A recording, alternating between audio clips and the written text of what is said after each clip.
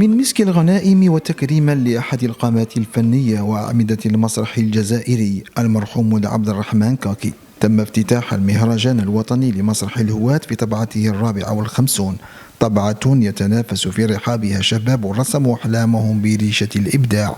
الوفاء للأسماء التي انتصرت في مشوارها الفني لقضية الإبداع، ولعل تكريم الفنان القدير المرحوم ولد عبد الرحمن كاكي وهو من أعمدة المسرح الجزائري وعلامة ثقافية بارزة،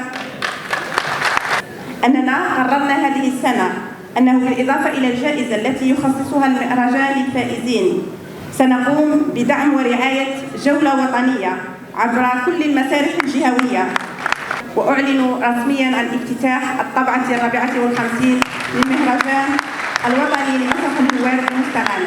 تحية وتقدير للمتربصين الذين حقيقة فاجئوني في هذه الطبعة، ونقول لهم سامحوني وأنا معكم، لأن عددكم 260 متربص لأول مرة بدفع حقوق الاشتراك شيء عظيم. نقول لكم سامحوني، راني مفرط في حقكم، بصح راني معكم إن شاء الله وبارك الله فيكم. ولأن الصمود فن يلخص مدى استمرارية هذا المهرجان العريق في أعلى مستوياته، يجمع ما بين المثقفين والمبدعين بإشراف كبار الوجوه الفنية. اليوم نشوفوا الطبعة 54 اللي هي استمرارية طبعا لمهرجان يعتبر واحد من أعرق المهرجانات على المستوى العربي والإفريقي، المهرجان الثقافي الوطني لمسرح الهواة، يجمع عدد كبير من الفرق المسرحية الهاوية على المستوى الوطني، تلتقي في مستغانم مدينة المسرح، مدينة الفن، الأدب، الثقافة، هذه كلها تلتقي لتتنافس، لتتقاسم عشق الركح.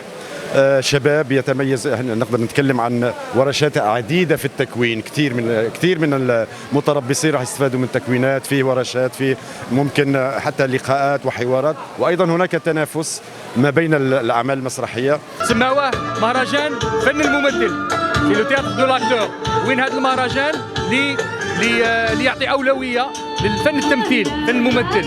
هذا المهرجان علاش تطول بزاف؟ لانه مدينه مستغانم احتضنته. لما بدا المهرجان هذا كانت الفنانين والفرق المشاركه كانت تروح عند لي فامي داكوي، عند العائلات المستغانميه.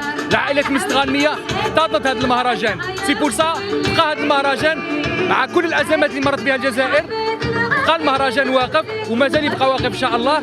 بطاقات شبانية ستصنع التميز في سماء مدينة الفن المسرحي، الثقافة والإبداع، لتأخذ من عمر المهرجان روح التنافس الفني الشريف.